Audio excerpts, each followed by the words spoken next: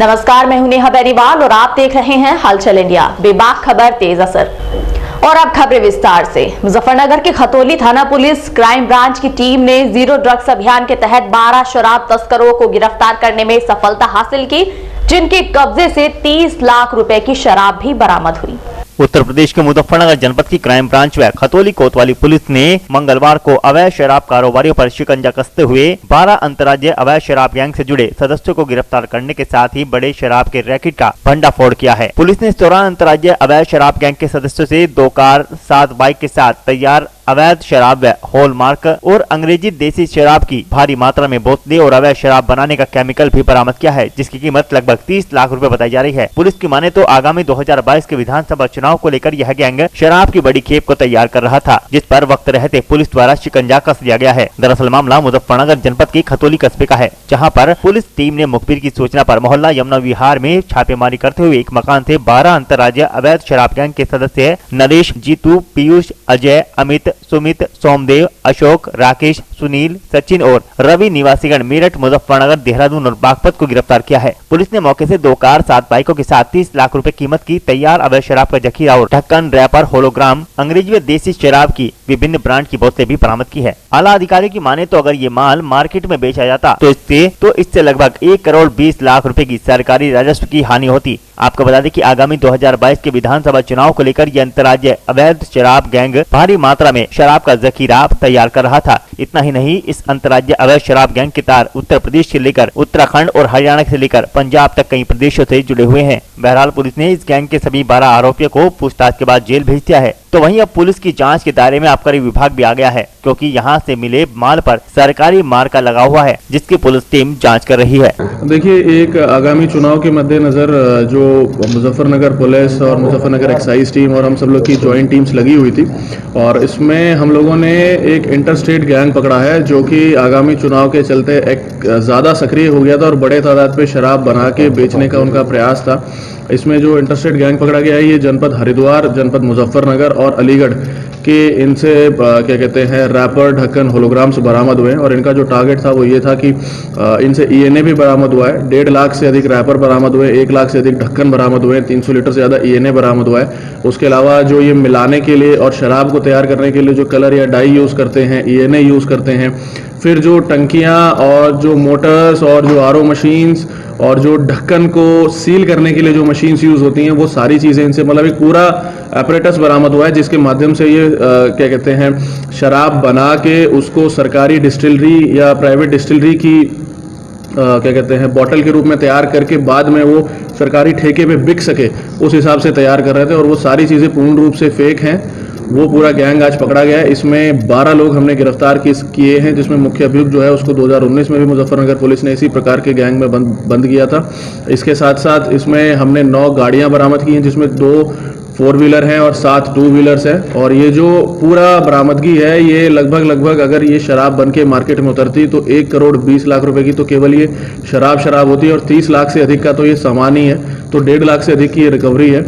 और उसके अलावा सबसे महत्वपूर्ण बात यह है कि ये चुनाव के चलते सक्रिय हुए थे, तो हमें पूर्ण उम्मीद है कि आगामी चुनाव में इस प्रकार के बड़े लेवल के रैकेट और सप्लायर्स को पकड़े जाने से आगामी चुनाव में हमें काफ़ी निष्पक्षता से चुनाव को कराने के लिए बहुत महत्वपूर्ण मदद मिलेगी। उसी प्रकार की ये कार्रवाई है। सर, इस तस्कर पर पहले भी कार्रवाई हो चुकी है, तो अब किस तरह की कार्रवाई होगी जो ये बात है? देखिए, इसमें हमारी टीम्स को स्पष्ट रूप से निर्देश दे दिए गए हैं कि अभी इनको अरेस्ट करके जेल भेजा जा रहा है। इसके बाद गैंगस्टर की कार्रवाई होगी, और गैंगस्टर के अंतर्गत इन सभी अपराधियों का 14 गैंगस्टर एक्ट के अंतर्गत प्रॉपर्टी सीजर की कार्रवाई की जाएगी। उस पर अलग से टीम्स गठित कर दी गई हैं, जो केवल यही चेक करेंगे कि इन्होंने अपराध से अगर कोई भी चल अचल संपत्ति बनाई है तो उसके विरुद्ध कार्रवाई की जाएगी।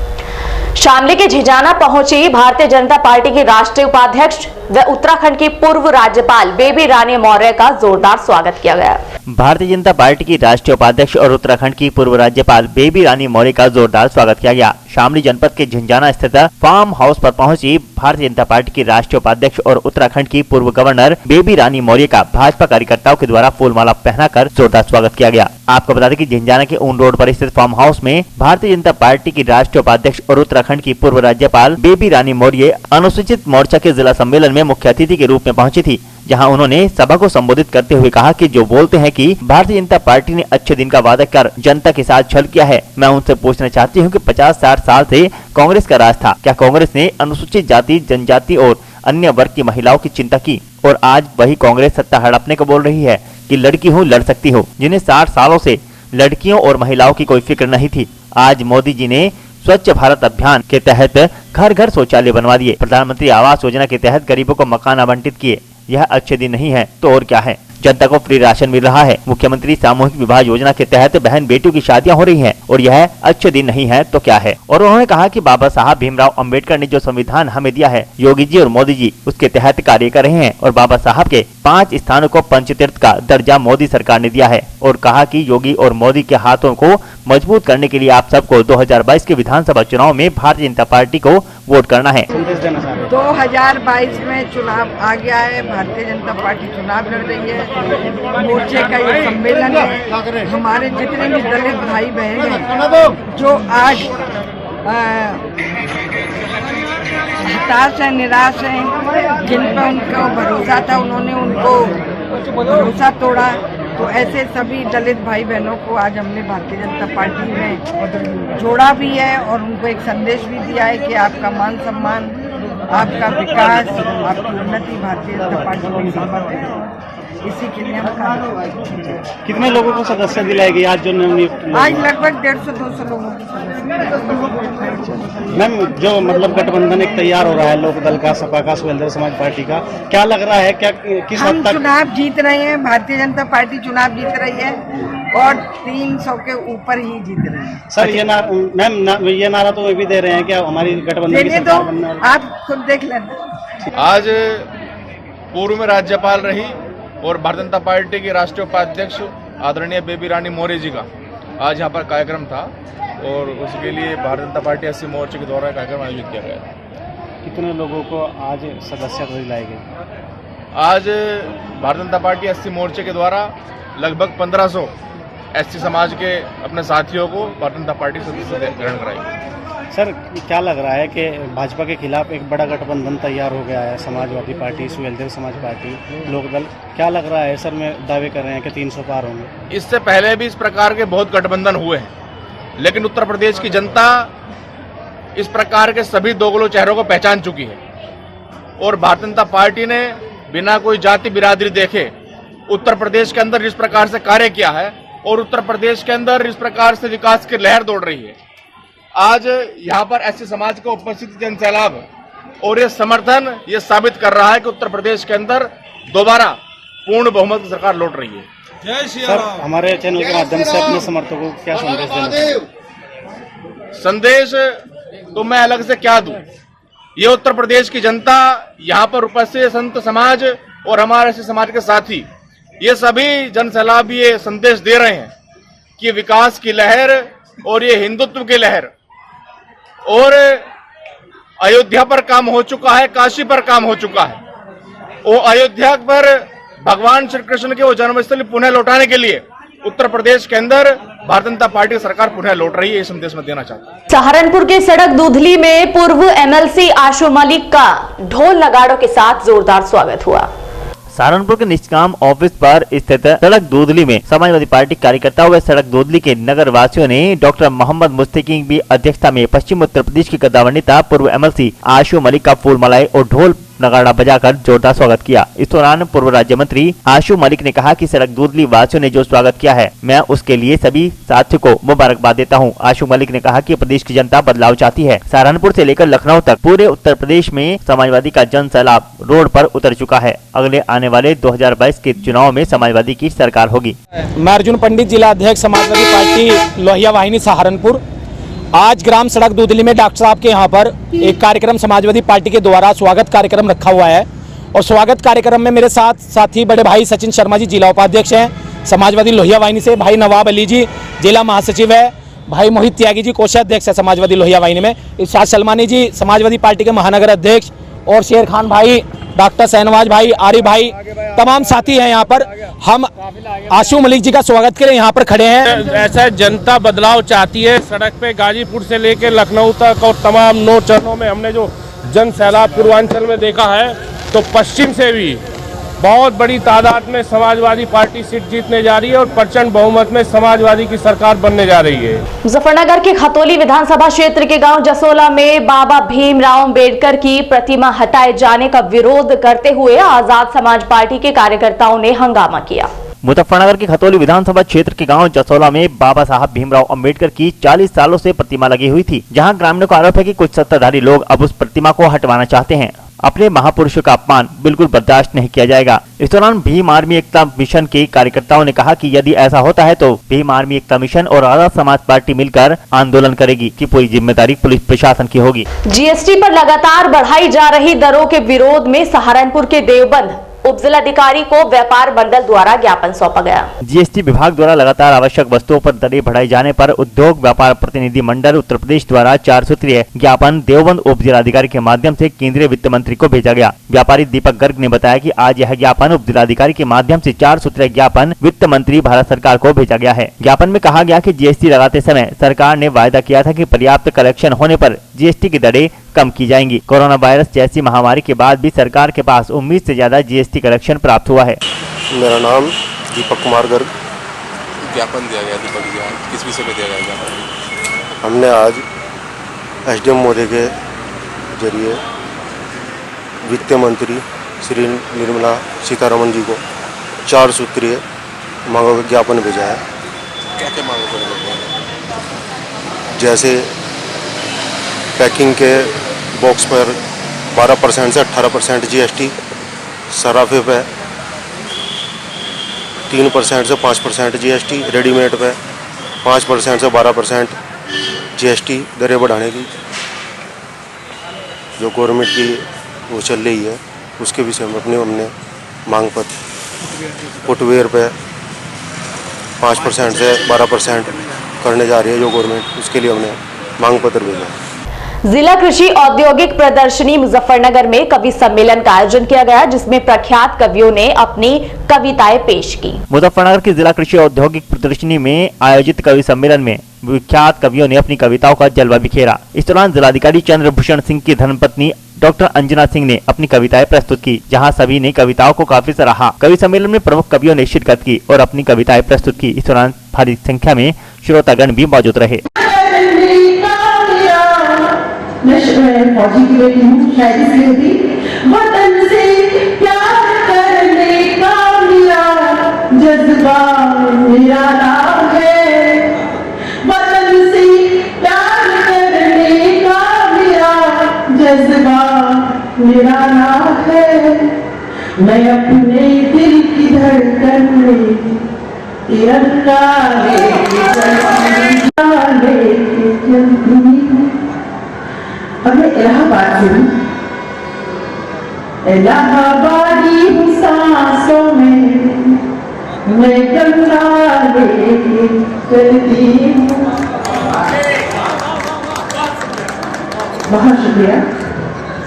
सच्चाई और साहस का मैं झंडा लेके चलती हूँ, इलाहाबादी हूँ सांसों में, मैं गंगा लेके चलती हूँ। तो जरा एक कविता पढ़ लीजिएगा, तब हम समझ गए कि महाशय अपना लिफाफा बचा रहे। इससे भी ज्यादा एक और बात समझ में आई कि हम कवि हैं कि पता नहीं, लेकिन यहाँ तो हम घर की मुर्गी दाल बराबर नहीं, घर की मुर्गी साग को सरसों वाला साग भी आजकल बहुत अच्छा मिल रहा है। तो क्योंकि दाल महंगी हो गई है, तो कीर्ति भूषण जी, मैं तो सोच रही थी कि आप बहुत पहले बुलाएंगे, लेकिन आपने बुलाया नहीं। चलिए सीओ साहब की इच्छा थी कि मैं मुझे इश्क में तुम मकाम ऐसा दे दो, ज़माना करे याद नाम ऐसा दे दो, मेरी रूह को भी जो कर दे मुअत्तर, मुअत्तर मीन्स सुवासित होता है, सुगंधित, मेरी रूह को भी जो कर दे मुअत्तर, मोहब्बत का मुझको पयाम ऐसा दे दो। और नशा जिसका फिर ज़िंदगी भर न उतरे, नशा जिसका फिर ज़िंदगी भर न उतरे, तुम अपनी निगाहों का जाम ऐसा दे दो। और एक पंक्ति मैं कहना चाहूँगी, जैसे कि जो हमारा युवा वर्ग है, वो जिस तरह से वो इंटरनेट के माध्यम से हर ज्ञान अर्जित करना चाहता है, लेकिन मैं उन लोगों से ये कहना चाहती हूँ कि ये जो ज्ञान, जो अनुभव वाला ज्ञान है, वो हमें गूगल से कभी नहीं मिल सकता। तो एक दोहा मैंने लिखा था कि पाना हो यदि ज्ञान तो बैठ बुजुर्गों पास, गूगल से करना नहीं इस अनुभव की आस। तो उनसे मेरा यही आग्रह है कि आप गूगल की बजाय बुजुर्गों के पास बैठकर और ज्ञान अर्जित करिए। तो एक शेर उसी पर है कि वो खुद भर दे दामन दुआ से तुम्हारा, वो खुद भर दे दामन दुआ से तुम्हारा, बुजुर्गों को तुम एहतराम ऐसा दे दो। मुजफ्फरनगर बुढ़ाना थाना पुलिस ने अवैध तमंचा फैक्ट्री का भंडाफोड़ करते हुए एक अभियुक्त को गिरफ्तार करने में सफलता हासिल की। मुजफ्फरनगर जनपद की बुढ़ाना थाना पुलिस ने बड़ी सफलता हासिल की है, जहां बुढ़ाना थाना प्रभारी जितेंद्र कुमार यादव के नेतृत्व में पुलिस टीम ने मुखबिर की सटीक सूचना पर गांव जोला में गश्त करते हुए अवैध शस्त्र फैक्ट्री का भंडाफोड़ किया है। जहां मौके से पुलिस ने एक अभियुक्त को गिरफ्तार किया, जिसके कब्जे से पुलिस ने दर्जनों की संख्या में बने अधबने तमंचे और तमंचे बनाने के उपकरण बरामद किए हैं। पकड़े गए अभियुक्त का नाम फरमान पुत्र फजर अली, निवासी गाँव मंदवाड़ा, थाना बुढ़ाना, जनपद मुजफ्फरनगर है। एसपी देहात अतुल कुमार श्रीवास्तव ने बुढ़ाना थाने पर प्रेस वार्ता कर मामले का खुलासा किया। वरिष्ठ पुलिस अधीक्षक महोदय के निर्देशन में एक अभियान चलाया जा रहा है, जिसमें आगामी विधानसभा चुनावों को दृष्टिगत रखते हुए अपराध और अपराधियों पर के नियंत्रण हेतु कार्यवाही की जा रही है। इसी के तहत आज क्षेत्राधिकारी बुढ़ाना श्री विनय गौतम के नेतृत्व में और इंस्पेक्टर बुढ़ाना की टीम ने आज एक बहुत बड़ी कामयाबी हासिल की है और इसमें तमंचा बनाने की पूरी फैक्ट्री पकड़ी गई है। इसमें बहुत सारे सामान पकड़े गए हैं, 9 तमंचे बने हुए पकड़े गए हैं, 3 मस्कट है और 13 अधबनी हुई तमंचे मिले हुए हैं। इसके बारे में विस्तृत पूछताछ की जा रही है कि ये कितने दिन से ये तमंचे इस तरह के बना रहा था और कहाँ पे बेचा जा रहा था। इसके बारे में जानकारी इकट्ठी की जा रही है और अब तक किन किन लोगों को बेच चुका है, इसके बारे में जानकारी इकट्ठी की जा रही है। बताया इसने क्यों ये हथियार बना रहा था? ये अभी बना करके विभिन्न स्थानों पे सप्लाई करने के लिए बना रहा था और इसी के बारे में विस्तृत पूछताछ की जा रही है कि अब तक ये कहाँ तक सप्लाई किया है और किन लोगों को सप्लाई किया। जिन लोगों को भी सप्लाई किया है उनको भी, उनके बारे में विस्तृत जानकारी करके उनको भी पकड़ने की व्यवस्था की जा रही है। क्या चुनाव से भी जुड़ा हो सकता है? निश्चित रूप से जुड़ा हो सकता है, इसीलिए इनको पकड़ा गया और विस्तृत पूछताछ जारी है।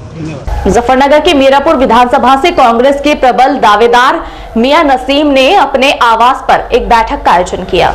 मुजफ्फरनगर के पुरकाजी में वरिष्ठ कांग्रेसी नेता व पूर्व चेयरमैन और मीरापुर विधानसभा से कांग्रेस के संभावित प्रत्याशी मियां नसीम ने अपने आवास पर अपने समर्थकों व कार्यकर्ताओं को लेकर एक बैठक का आयोजन किया, जिसमें पूर्व चेयरमैन के पुत्र सैयद मुनीर सईद ने मीटिंग को संबोधित किया और 29 दिसंबर को मुजफ्फरनगर के टाउन हॉल में सुबह 11 बजे कांग्रेस की प्रतिज्ञा रैली में शामिल होने की अपील की। उन्होंने बताया कि कांग्रेस की प्रतिज्ञा रैली नेताओं की एक जनसभा होने जा रही है, जिसमें धीरज गुर्जर प्रदेश सह प्रभारी कांग्रेस के वरिष्ठ नेता संबोधित करेंगे और आने वाले 2022 के विधानसभा चुनाव की रणनीति तय की जाएगी। कांग्रेस की प्रतिज्ञा रैली में ज्यादा से ज्यादा संख्या में लोगों से पहुंचने की अपील की गई, जिसमें पुरकाजी से पूर्व चेयरमैन मियां नसीम, उनके पुत्र सैयद मुनीर सईद, पूर्व सभासद मोहम्मद अजीम, पूर्व सभासद मोहसिन, पूर्व सभासद मौसम अली, पूर्व सभासद शमीम खान, पूर्व सभासद अब्दुल सलाम आदि मौजूद रहे। देखिए, आज मुझे सबसे पहले तो बहुत खुशी हो रही है बताते हुए, जिस तरह का उत्साह, जिस तरह का जो जोश और खरोश कांग्रेस पार्टी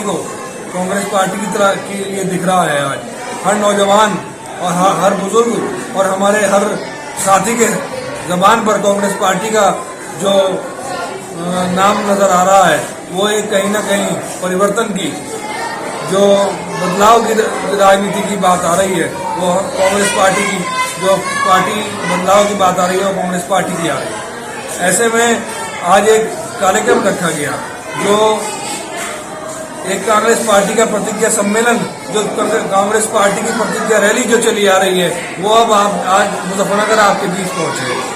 और आप लोगों के माध्यम से भी मैं अपील करना चाहूँगा कि जैसे कि आज यहाँ हमारे कार्यकर्ताओं ने, बहुत ही सारे हमारे जिम्मेदार लोगों ने जिस तरह का यहाँ उत्साह दिखाया उस प्रतिज्ञा रैली को लेकर, और सबने विश्वास दिलाया कि हम लोग हजारों लाखों की तादाद में जो है मुजफ्फरनगर टाउन हॉल में 29 तारीख को पहुंचने का काम करेंगे और प्रियंका गांधी जी की आवाज को बुलंद करने का काम करेंगे। जिस तरह की वो युद्ध स्तर पर प्रियंका गांधी जी उत्तर प्रदेश में सभी हर विशेष वर्ग के लिए लड़ाई लड़ रही हैं, चाहे वो किसान हो, चाहे वो महिला सशक्तिकरण की बात हो, चाहे वो महिलाओं को फ्री बस यात्रा की बात हो, चाहे वो महिलाओं को 3 सिलेंडर की बात हो, चाहे वो महिलाओं को 40% भागीदारी देने की राजनीति में बात हो, वो हर तरह की बात कर रही हैं, हर तरह की लड़ाई लड़ने की बात कर रही हैं। तो हम लोगों को आज इस तरह कैसे कांग्रेस पार्टी को मजबूत दिलाने का काम करना होगा। अगर हमें देश को बचाना है, हमें संविधान को बचाना है, तो हमें कांग्रेस पार्टी को मजबूत करना होगा।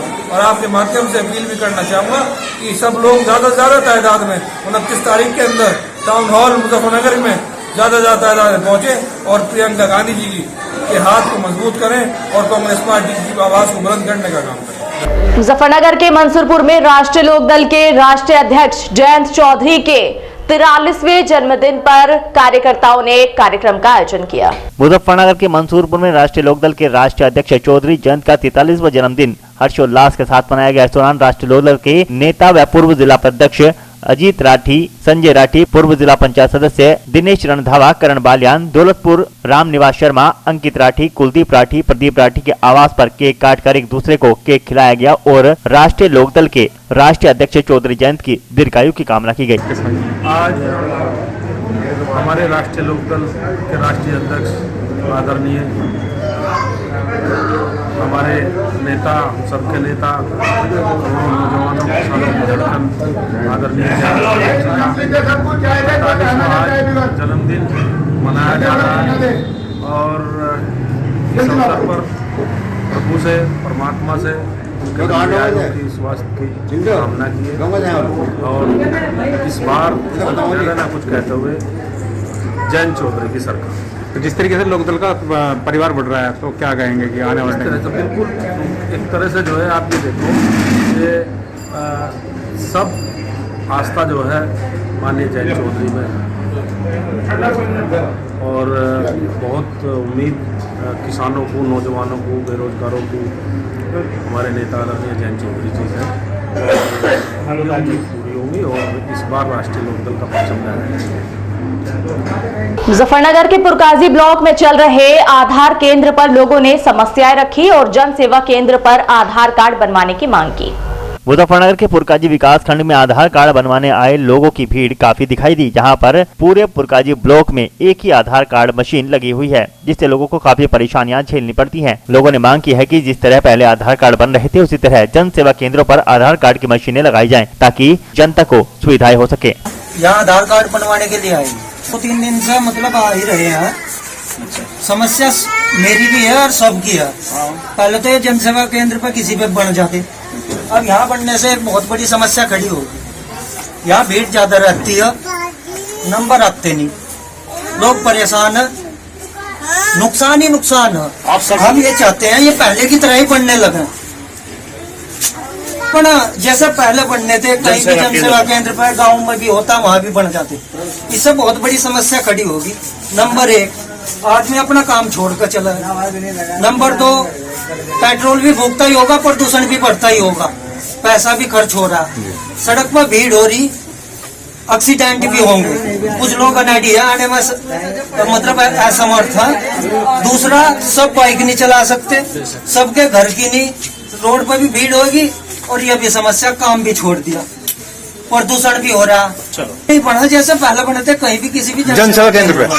रही बात उसकी कि भाई वह गलत बनाते हैं, जो काम गलत करता है उसको जेल भेज दो, एक दो को सब ऐसे डॉक्यूमेंट यहाँ चेक हो रहे ऐसे वहाँ कर लो। मैं प्रॉब्लम ये मोबाइल नंबर चेंज कराना आपको। हाँ, इनको मोबाइल नंबर चेंज कराना है। मोबाइल नंबर चेंज एक तो शेरपुर जो खादर है वहाँ और खाई गेड़िया डाकखाना और छपार डाकखाना और तेजलेडा, यहाँ पे केवल मोबाइल नंबर लगाने की सुविधा है। तो जो लोगों को यहाँ से प्रॉब्लम हो रही है कि जल्दी नंबर आ जाएगा वो तो आ जा सकते हैं। बाकी जो काम वो थोड़ा सारा यही रहा है, लेकिन 70 गाँव में अकेली मशीन है पुरकाजी के अंदर। सबसे बड़ी दिक्कत ये हो रही है, इसलिए जनता को बहुत ज्यादा परेशानी हो रही है क्योंकि मशीन बहुत कम है यहाँ पर। आप नया आधार कार्ड बनवा सकते हैं, बायोमेट्रिक अपडेट करवा सकते हैं, मोबाइल नंबर लगवा सकते हैं, मतलब आधार कार्ड के छोटे बच्चों के सबके बनते हैं आधार। हमारी मशीन लगी हुई है, एक पुरकाजी में बीआरसी पर और एक पूरे ऑल ओवर इंडिया कहीं के भी बना सकते हैं। अच्छा जी, यूआईडी उसकी परमिशन देता है कि आप ऑल ओवर इंडिया कहीं के बना, यहाँ तक कि NRI के बनते हैं। मेरठ के भैंसुमा थाना क्षेत्र के गांव समसपुर तजपुरा में टिकोला शुगर मिल क्रय केंद्र पर किसानों ने जमकर हंगामा किया। मेरठ के भैंसुमा थाना क्षेत्र के गांव समसपुर तजपुरा में स्थित टिकोला शुगर मिल में क्रय केंद्र पर किसानों ने जमकर हंगामा किया। किसानों का आरोप था कि क्रय केंद्र पर तोल में घटतोली की जा रही है, जो किसी भी सूरत में बर्दाश्त नहीं की जाएगी। किसानों के हंगामे के कारण क्रय केंद्र पर काफी देर तक गन्ना की तोल बंद रही। क्रय केंद्र पर घटतोली होने की सूचना पर मौके पर पहुंचे राष्ट्रीय लोकदल नेता लोकेश सिरोही ने पूरे मामले पर नाराजगी जताते हुए शुगर मिल के अधिकारी को आड़े हाथों लिया। उन्होंने कहा कि किसान कड़ाके की सर्दी व तपती धूप में दिन रात मेहनत करने के बाद अपनी फसल तैयार करता है, लेकिन शुगर मिल के कर्मचारियों और अधिकारियों की मिलीभगत से किसानों को हानि पहुंचाई जा रही है, जो कतई बर्दाश्त नहीं की जाएगी। काफी देर हंगामा होने के बाद मौके पर पहुंचे टिकोला शुगर मिल के अधिकारियों ने किसी तरह मान मनोबल के बाद किसानों को शांत कराया और उन्हें आश्वासन दिया कि भविष्य में इस तरह की कोई परेशानी किसानों के सामने नहीं आएगी। और फिलहाल वक्त हो चला है फटाफट खबरों का। मंगलवार को डीएवी डिग्री कॉलेज परिसर में उत्तर प्रदेश भारत स्काउट और गाइड लखनऊ की ओर से तृतीय कैंपस शिविर का आयोजन किया गया, जिसका उद्घाटन डीएवी इंटर कॉलेज के प्रधानाचार्य समुद्र सेन के द्वारा झंडा फहरा कर किया गया। आयोजित शिविर में DAV inter college Jansath, Gomti कन्या इंटर कॉलेज जानसठ, सुखलाल कन्या inter college Mirapur, Maharshi Dayanand inter college जड़वटकटिया आदि स्कूलों से 110 स्काउट गाइड प्रतिभाग कर रहे हैं। सभी स्काउट गाइड को शिविर प्रभारी संतोष कुमार वर्मा, वरिष्ठ लीडर श्रीमती प्रभा दहिया, जिला संगठन कमिश्नर गाइड व SWB के द्वारा प्रशिक्षण में वीपिंग, फ्लैग, टोपी लगाने की विधि, प्रार्थना, झंडा गीत, प्रतिज्ञा व सिद्धांत के बारे में सफलतापूर्वक प्रशिक्षण दिया गया। मैं ये जो आपका शिविर चल रहा है, तृतीय सोपान शिविर, जो उत्तर प्रदेश लखनऊ की ओर से आयोजित होता है, मैं उसमें शिविर प्रभारी हूँ। जी, कहाँ पे चल रहा है सर ये शिविर? ये शिविर जो है डीएवी इंटर कॉलेज जानसठ में चल रहा है और उत्तर प्रदेश लखनऊ की ओर से ये आयोजित है।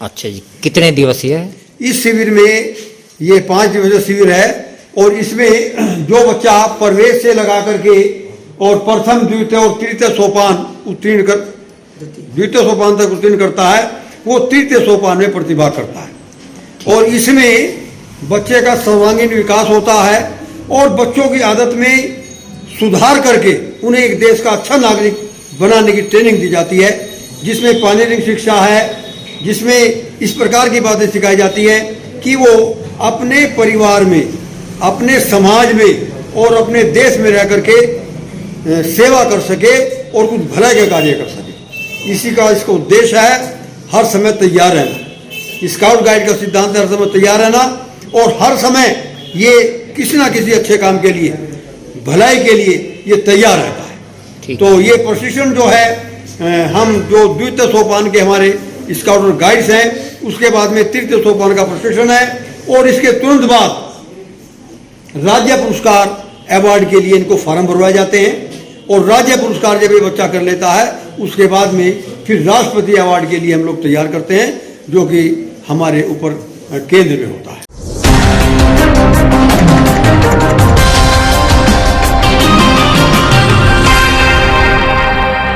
मुजफ्फरनगर के जानसठ तहसील मुख्यालय पर भारतीय किसान यूनियन भानु ने धरना प्रदर्शन करते हुए अपनी 8 सूत्रीय मांगों को लेकर एक ज्ञापन उप जिलाधिकारी को सौंपा। सोमवार को जानसठ तहसील परिसर में भारतीय किसान यूनियन भानु के कार्यकर्ताओं के द्वारा धरना प्रदर्शन किया गया था। वक्ताओं ने अपने अपने विचार रखे। इस दौरान उन्होंने ज्ञापन अपनी विभिन्न मांगों को लिखते हुए उप जिलाधिकारी को सौंपा। उन्होंने ज्ञापन देते हुए बताया कि किसान आयोग का गठन किया जाए, जिसमें किसान ही सदस्य व चेयरमैन हो। किसान आयोग की समस्त प्रकार की कर्ज माफी की अपील, पूर्व के कर्ज माफ हो, प्रत्येक गांव में आधार कार्ड व कोविड-19 टीकाकरण केंद्र लगाया जाए और गांव की सफाई व्यवस्था सुचारू की जाए। साथ ही साथ अन्य मांगे भी रखी गई। ये प्रदर्शन, मेरा नाम मोहम्मद मेहरदीन है जी, गांव टंडेडे से, जानसठ ब्लॉक उपाध्यक्ष।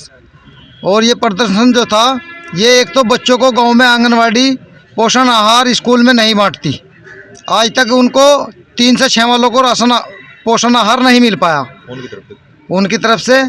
और दूसरी बात ये कि आज तक जो है गांव में जो सफाई कर्मचारी है, वो सिर्फ 10 दिन की ड्यूटी करता है, 10 दिन के बाद करता नहीं। कि SDM साहब ने मेरी ड्यूटी तहसील में लगा रखी। गांव में आप जाके देखिए, स्कूल के पास में कितनी गंदगी है, बच्चे बीमार हो रहे हैं। अगर एक बार भी लॉकडाउन लगा तो वो समझो प्रशासन की गलती से लगेगा, क्योंकि वहाँ वो व्यवस्था नहीं है। दूसरी बात, जो हमारे यहाँ सेक्रेटरी जी हैं सेठपाल जी, उन्होंने आज तक कोई वृद्धा पेंशन, विधवा पेंशन, किसी विधवा को 30,000 रुपये, किसी लड़की की शादी के पैसे आज तक हमारे यहाँ किसी के नहीं आए। उन्होंने जो है हमारे यहाँ का खाता ही बंद कर रखा। एक सबसे बड़ी बात आधार कार्ड की है। आधार कार्ड में लोगों के नाम गलत है, वे जानसठ आते हैं यहाँ से, जानसठ आने के बाद में जो है उन्हें ये कह दिया जा तुम भाई वो जन्म प्रमाण पत्र बनवा के लाओ। अब जिसके बच्चे की उम्र 20 साल होगी और वो उसका बाप आ रहा हो 20 साल के बाद जन्म प्रमाण पत्र कहाँ ढूंढेगा? बस सेक्रेटरी साहब। और आज के इस बुलेटिन में फिलहाल इतना ही। कल फिर हाजिर होंगे कुछ और नई खबरों के साथ। तब तक के लिए नमस्कार।